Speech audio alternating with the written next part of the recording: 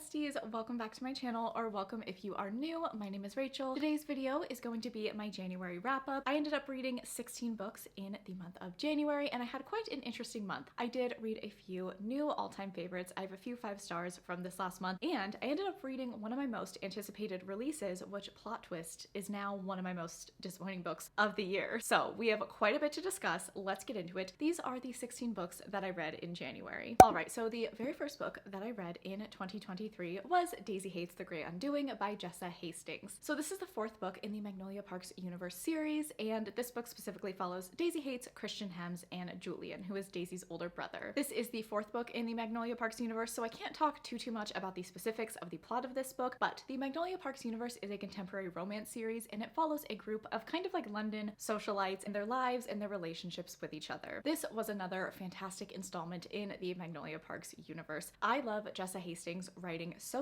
much, and it is as good as ever in this book. I absolutely love Daisy and Christian to death. Christian, I think, might be my favorite character in the Magnolia Parks universe. This book, I think, did affirm that for me because he is just so funny and witty and just has this quality about him that I really enjoy. I really love Daisy and her analytical mind, and Julian, we love Julian. Even though he is a bit of a chaos demon, I love him with my whole heart. I will say though, I gave this book 4 stars. I have given all the other books in this series 5 stars, so this is my first 4-star. I really did love this book, and it has so many wonderful, amazing qualities. There was just one thing that I was not super in love with this book. There is a major storyline in this book, which we did read about in the previous MPU book, which was Magnolia Parks, The Long Way Home, and in The Great Undoing, we got that storyline again, but from another perspective. And while I did appreciate that POV shift because we did get kind of a little bit more information, I do feel like a lot of the events were repeated, and truthfully, we know the ending results of that storyline because we read about it in the last book. So I think the fact that I knew how that storyline was going to end, just the fact that we focused on it so much, was a little bit of a letdown for me. I just did not enjoy those parts as much, and I also really wish that we got a little bit more of Daisy in this book, but I still really love this book. It's fantastic, and I cannot wait for future Magnolia Parks universe books. All right, the next 2 books I'm going to talk about together, and they are my first 2 5 stars of the year, and that is Heartstopper Volumes 3 and 4 by Alice Oseman. This series is just pure joy to me. This series makes me so happy. It makes me feel so cozy, so warm, and I absolutely loved reading these volumes. Heartstopper is a friends to lovers romance between Charlie and Nick, and we also follow their friends and their time at school, and a lot of important conversations happen in this series. In these particular volumes, there were some heavier topics that were handled, so definitely check trigger warnings, but I still walk away from this series feeling so much joy and so much happiness, and the general message of this series, no matter the volume that you read, is just about love and acceptance and being who you are and appreciating your friends and being there for each other, and it just makes me so happy to read. So I had a feeling that I would give these 2 books 5 stars, but truly I was overwhelmed with like that 5-star feeling that you get when you finish an amazing book when I finished these 2. I particularly liked volume 3 because they went to Paris, and it was just kind of fun to see the gang in a new setting, so I absolutely loved these. I'm so excited for the next season on Netflix because I think that they'll be following these 2 volumes, and I think it's going to be so good. All right, and my next read of January is a little book called Ninth House by Leigh Bardugo. I finally picked this up, you guys. I've had so many of you tell me to read it, and I finally did in January. So this is an adult dark academia fantasy novel, and it follows Alex Stern. Alex has gone through quite a bit in her life, and she is approached by a secret society at Yale because they learn of her abilities to speak and see greys, which are basically ghosts, and she ends up going to Yale and joining this society, which kind of keeps track and monitors the paranormal activity and goings-on of the other secret societies at Yale. There's a lot more to this story, but that's kind of the bare bones, and this was so fantastic. This is such a unique story. First of all, like, I'm so blown away by Leigh Bardugo's mind. This is such a cool and different story than I feel like what a lot of adult fantasies, dark academia stories are writing right now. Like, I just think it's so cool and original. I really like Alex as a character. She's so easy to root for. I particularly though love Darlington and Dawes. I just found them to be funny and kind of ridiculous at times, but I really enjoyed them. I did end up giving this book 4 stars. It was absolutely fantastic, and the ending of this book had me just like shaking, so I of course then decided to pick up Hellbent, the sequel, which came out this month. So Hellbent was a fantastic sequel to Ninth House. I actually liked this a little bit more than Ninth House. I just liked the plot of this book so much, especially with how we are left in Ninth House. It was really exciting to see Alex and Dawes and Turner just kind of go on that journey and figure out how they are going to fix the current situation, and there was just a lot more like depth and knowledge that we got about the world that Leigh Bardugo has created in the Magic system and things like that. And Darlington. I can't say anything, but like, wow, you know, that was really, really fun to read about and just so interesting. I gave this book 4 stars as well. I did like it more than Ninth House, but I don't know if it's quite like a 5-star read for me. This could also be a 4.5, but I will say this book was amazing, and I do think that there's going to be one more book in this series, I'm pretty sure, and I will absolutely be picking it up. All right, the next book that I will be talking about, a part of my January wrap-up, is Sorcery of Thorns by Margaret Rogerson. This is a YA fantasy novel, and it follows our main character. Her name is Elizabeth. She works as an apprentice in this magical library, and tragedy strikes. She gets accused of treason, and she basically has to begrudgingly team up with her enemy. He is a sorcerer, and his name is Nathaniel Thorne, and the two of them kind of look into some conspiracies surrounding this magical library and attempt to clear Elizabeth's name. I will say that the writing and like the vibes and aesthetic of this book are 10 out of 10. Very magical and whimsical and kind of spooky, and just overall had a really, really beautiful writing style and a very immersive novel. But I will say though, I gave this book 3 stars. I was a little bit disappointed by this one. I've just seen so many people love this book. I've seen so many people give it 5 stars, and I really thought that I would too. But my main 2 issues with this book and why it was not a 5-star for me was, number 1,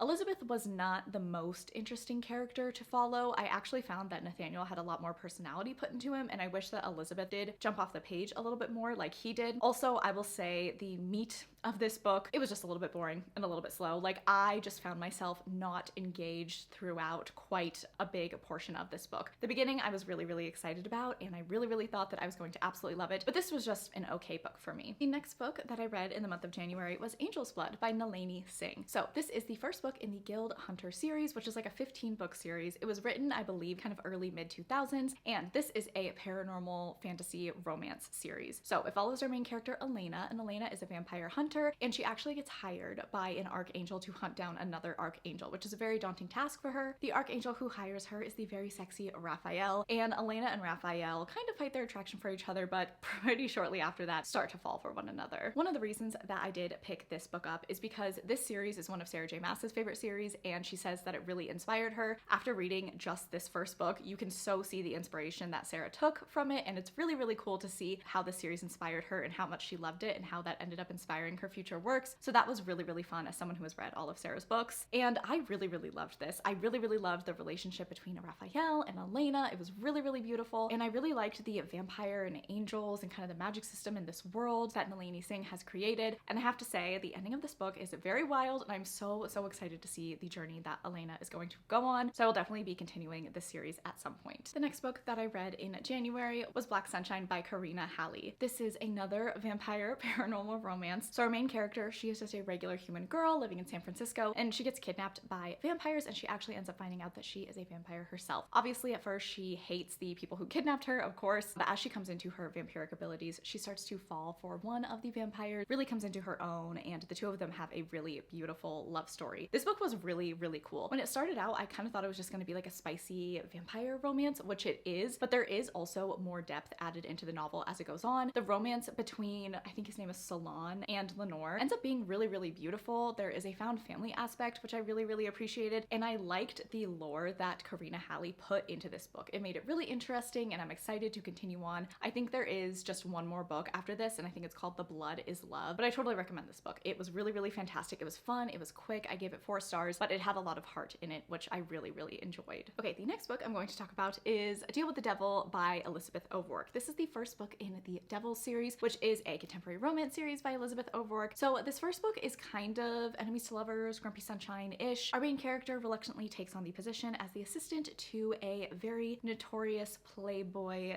diva plastic surgeon in Hollywood, and at first she is not very charmed by him, but slowly the two start to get to know each other and fall in love. This book was like pretty good, I would say. I was hoping to really, really love this, but I ended up giving this book 3 stars. Personally, one of the major things that I did not love about this book was the dialogue from our female main character. It was pretty cringy, a little bit over the top at times, and I just really did not enjoy that aspect. It did take me out of the story a little bit, and I did find, once again, the book was like a little bit boring in the middle. I don't know, I didn't connect to it. I wasn't really engaged all the way through. I will say though, the ending, there was some very cute moments between the two of them, so I definitely think that this book does have some positive qualities. Just not gonna be a favorite for me, but overall a 3-star read. And the next book that I read is Praise by Sarah Kate, which is the first book in the Salacious Players Club. So the Salacious Players Club series is a contemporary romance series that is based around this Salacious Players Club, which is basically like a sex club, and each of the book follows a different character who like works or owns this club. And this first book, Praise, the trope in this book is ex-boyfriend's dad, which I've never read that before. It was very, very fun though. These books are really fun and really easy breezy to get through, but I will say that it's not just like a spicy novella. There is a narrative going on. We are learning about other characters. There's kind of side plots happening that connect you to the other books, I assume, and I really enjoyed this. I gave it 3 stars. It's not like a favorite of all time. I don't think I'll spend a lot of time thinking about this book, but I did really enjoy it when I read it, and I do recommend. The next book that I read in January is A Kingdom of Stars and Shadows by Holly Renee. So this is a fantasy romance on Kindle Unlimited, and it was actually really, really fun. I say actually just because this book doesn't have the best ratings on Goodreads, but I ended up really, really enjoying it. Something I am trying to do more is not let ratings of books that I am genuinely interested in put me off too much, and this book definitely falls into that category, and I was very pleasantly surprised with how much I liked this book, and I definitely think that more people should give it a shot. So this book follows our main character. She's a star-blessed person in the human world, but her parents basically like agree to marry her off to a Fae prince because over the generations, the Fae's magical lineage has been waning, and they think that once they feed off of this star-blessed girl, their power will come back. And this is important to them because the nearby Blood Court, which is made up of vampires, they're closing in. They want to take over the Fae court, so the Fae really need to up their game. So our main character very begrudgingly goes off to the Fae realm and is engaged to the Fae prince, and a romance blossoms between her and someone. I won't say who because it's kind of a spoiler, but the best thing that I can say about this book is it is just so much fun. It is a shorter book. I think it's like 260 pages. It's very spicy, a lot spicier than I thought it would be. Probably one of the more spicy fantasy romances that I have read, and I just had a really good time reading it. I will say there are some convenient plot points. There isn't like super intense world building or magic systems or anything like that, so I wouldn't go into that if you're really looking for like a super well done fantasy plot, but I think the romance was really, really fun, and I was intrigued by the plot enough to keep going, and I like the writing. The writing wasn't too cheesy, I think, and the book ends in quite the cliffhanger, like literally in the middle of a scene, and the second book is out, so I think I will definitely pick that up in the future. I am intrigued enough to see what happens, and the romance in this book is kind of left in uncertain terms, so I'm excited to see what happens in the future of the series, and I definitely think that more people should read this book. All right, and the next book that I read in January is Rhapsodic by Laura Thalassa. This is the first book in the Bargainer series. I am one of the co-hosts on my friend Sahar's fantasy romance book club, and we will be reading the Bargainer series over the next few months. This month we read Rhapsodic, which is a kind of like paranormal fantasy romance. It follows our main character Callie. She is a siren, and she lives in a world where a bargainer exists, and you can ask the bargainer for favors, but you do end up owing him eventually. The bargainer comes to collect, which basically starts our novel off and sets Callie off onto an adventure. There is also kind of a mystery subplot happening where some Fae warriors in the bargainer's world are going missing, and that is why he needs Callie's help, because she has an ability that he does not, and he hopes that she can help him. So with Rhapsodic, when I first started it, I was really, really enjoying it, and there is a lot to like about this book. The plot is my absolute favorite part of this book. I'm very intrigued by this world that Laura Thalassa has created. I am excited to continue on with reading the series and see kind of if we get deeper into this Fae world and the plot and what is going on with these Fae warriors, all of that. I'm very intrigued by that. But I will say, once again, maybe a theme for this month was the dialogue in this book was very cringy for me, and it was like too cheesy at times and too over the top at times, and it just took me out of the story quite a bit. It's really disappointing because I do see the positives in this book, but I just feel like overall my entire enjoyment of the experience was pretty affected by that, and so I had a hard time falling in love with these characters. I'm not crazy about the way that they were written, and the dialogue is just very like,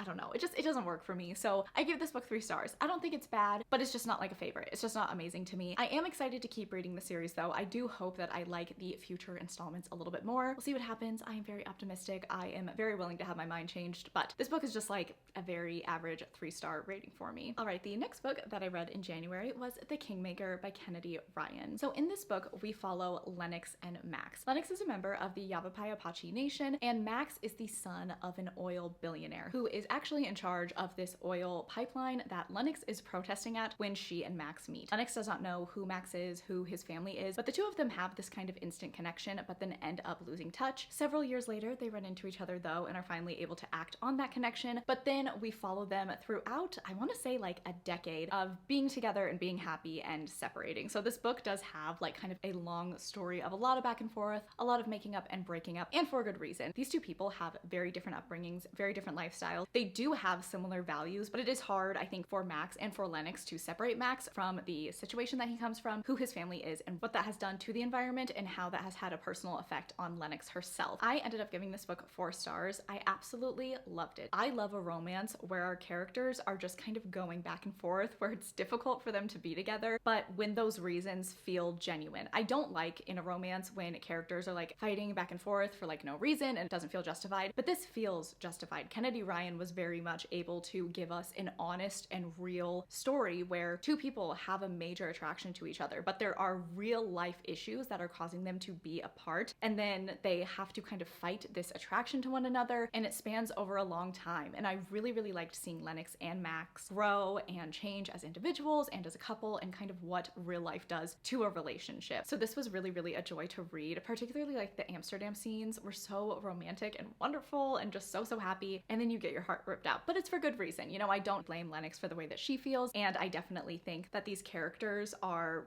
really, really compelling, and I was just really, really drawn to their dynamic. This book ends in the craziest cliffhanger. Came out of left field, honestly. I was like, what is happening? So I'm definitely going to be continuing on with this duology to see what is going on with these characters, but overall this is a fantastic book and I really, really recommend. All right, the next book I read in January. I finally did it. I've talked about this book so many times on this channel. I finally read Pride and Prejudice by Jane Austen. This was such a joy to read. As I've said many times, one of my favorite movies is the Pride and Prejudice movie starring Keira Knightley, and I found that that was a very faithful adaptation after reading this. Truly, reading this was like experiencing the movie all over again and gave me all of that joy and those cozy feelings that I get when I watch that movie. The writing is obviously extremely beautiful. There was really great quotes, and it was just so nice to read the source material and kind of expand a little bit on Elizabeth and Darcy's story. Mrs. Bennet was like extra wild in this book, and I really, really enjoyed it, and I'm excited to read more of Jane Austen this year. All right, the next book that I'm going to be talking about is the highlight of my month, one of the highlights of my year, I am sure, because I read Warbreaker by Brandon Sanderson and I absolutely loved it. This was a 5-star, honestly, like more than that. I loved this book so much, even though I did give Heartstoppers Volume 3 and 4 5 stars. Those are graphic novels, so this is like my first true, just traditional novel 5-star, and it feels so good. This book brings me so much happiness. It was such a joy to read. I am so happy that I loved and connected with this book so much. So this is an adult fantasy. It is a standalone within Brandon Sanderson's works, but I have heard that it is getting a sequel, which I am so excited for, but it's marketed as a standalone, and I heard that it was a good place to start with Brandon Sanderson, so that's why I picked it up, and I was not disappointed. So this is a multi-POV adult fantasy. We follow 2 sisters who are princesses, we follow a god, and then we follow this like mercenary type. For most of this book, his role is a little bit mysterious, but trust me, we do find out what his whole story is by the end, and we watch all of these characters as rumors of war is brewing and what all of their roles in that story is going to be. As we watch their POVs converge, it just opens up the world so much more, and this story is just so fantastic. There is even a little bit of a romance in this book. It's nothing crazy, there's no spies or anything like that, but it was a really sweet romance, and it really warmed my heart and just endeared me to these characters even more. I love every single character, which I feel like in a multi-POV novel, usually one character I'm just kind of like on, but truly, I love every single one. Lightsong, though, is my absolute favorite. He was so funny right off the bat. Brandon Sanderson had a really nice touch of adding wit and humor into this book along the way, and it just made the reading experience so amazing, so I hope that that continues in his future books. Also, I was so intimidated by this book. I thought it was going to be so dense and the writing style was going to be really complicated. It's so palatable and easy to get into and not complicated at all, so I like 100% recommend this book. This was so fantastic. This is one of my new favorite fantasies. It makes me so happy, and I just like can't say enough good things about it. All right, so from the high of Warbreaker to the low of this next book. This book, before I get started, it was one of my most anticipated reads of the year, and it is now one of my most disappointing reads of the year. Life comes at you fast sometimes, and I do just want to preface this by saying, like, if you love this book, I think that that is fantastic, and that's totally valid. I wanted to love this book so badly, but I just didn't. I couldn't, you guys. So the book that I'm talking about is The Stolen Heir by Holly Black. So if you don't know, The Stolen Heir is kind of a continuation / spin-off of the Folk of the Air series, which consists of The Cruel Prince, The Wicked King, and The Queen of Nothing, which is one of my favorite YA fantasy series of all time. I think it's perfection. Cardan and Jude are god tier. So I was very excited when this book was announced. This book follows Oak and Wren. Oak is the youngest sibling of one of the main characters in the Folk of the Air series, and Wren is the princess in kind of like another court in the Folk of the Air series. I kind of forget her origin, but we do meet them in the Folk of the Air series when they are very young. In The Stolen Heir, it is several years later. I believe both characters are 17, and Oak finds Wren Ren and needs her help because he needs to go infiltrate this court because there are rumblings of kind of some threats to his court, and he needs Ren's help in order to do that. So they go on a bit of a quest together, and there's a bit of a romance between the two of them, and that's kind of generally what the book is about. So, positive thing that I will definitely say about this book is Holly Black can write. Okay, she has such a wonderful way of writing. It's whimsical, it's magical, and that was definitely relevant in this book. The 2 stars that I gave this book are for her writing. I love her so much. I will continue to read future books from her, by the way, but like this was just not it, unfortunately. So, why I did not love this book, why I gave it 2 stars, is first of all, I just don't really think that the characters were done super well. What I mean by that is, starting with Oak, I do not know this man. I do not know who Oak is at this time. Yes, we did meet him in the first series, but it's several years later now, and we don't get a ton of like backstory on like, what has Oak been up to? What is he like now? What are his motivations? How does he walk around the world? What is he like, you know, like who is he? And I just don't really feel like we got that question answered. So it's hard to kind of jump in with a character that I just don't really feel like I know very well. I don't really feel super drawn to him. I'm not like really rooting for him. I'm not like rooting against him or anything, but like I don't know him really. So that was kind of hard when he's the main character, and I just don't really feel like we got enough background on him. And then there's Ren, who we do get more background on. We learned that she has definitely been struggling over the last few years, and I did feel for her. I had empathy for her, but it wasn't quite enough for me to like fall in love with her. She was good, like I liked her character, but I just didn't feel that connected to her over Oak. A little bit more, but not much. And then there comes their relationship. Obviously this isn't like an epic romantic love story, but Holly Black can write a romance. Juden Carden, hello. And this is supposed to have a romance element between Oak and Ren. They are supposed to kind of fall in love. We're supposed to be excited about that, and I really was not, particularly just because I don't really feel like there was much lead up or building of their relationship and their dynamic. We do get a couple of flashbacks kind of as they're a little bit older, but that's kind of it. And then we're supposed to be all in on them as a couple, and I am not. I needed more. I needed more tension between these two. I needed more history. I needed something. And the reason for that is because, no spoilers, but at the end of this book, there is kind of, you know, reveals happen, people feel a type of way, and it's like, how am I supposed to care about those type of things if I just don't really buy this couple right now? You know, I don't really feel the romance between them, and I don't really understand why there were these big dramatic things happening at the end when it's like, I don't really feel like you guys know each other very well, or you guys don't have that amazing of a connection at this time. So I just left this book wanting so much more. That is like my biggest thing, is I wanted so much more. I feel like we skimmed the surface. I feel like a lot of this was very half-baked, and I just really wish that we got better character development, better relationship development. And it's like, I know that Holly Black can do that because I've seen her do that, so it was just a bit disappointing the way that it went down in this book. Also the plot, like I was confused a lot of the time, and that might just be a me thing, but I was not really entirely sure like what the goal of this plot was, what was happening. It was very confusing. A lot of things were happening all at once. And then at the end we had very convenient sort of plot points and twists and all of that. This book just like wasn't for me. I gave it 2 stars. I'm really sad about that. I do think though I'm going to read the next book in this duology because I do want to see how it ends. There are some things that we didn't get in this book that I want to see in future books from her, so I'm hopeful that that book will be a little bit better. I'm an optimist, and as I said, I love Holly Black and I love Elfame, so I do have hope, but this book was just not for me, unfortunately. All right, you guys, so that is it. Those are all of the books that I read in the month of January. Go ahead and let me know down in the comments below, what was your best book that you read in January and what was your worst? If you made it to this point in the video and you wanted to let me know, go ahead and leave the bunny emoji for Hellbent. As always, my Instagram and my Goodreads are linked down below. You are welcome to follow me on there at any time. I love you guys so much, and I really appreciate that you watched this video. I hope that you're having a fantastic day, and I will catch you guys in the next one.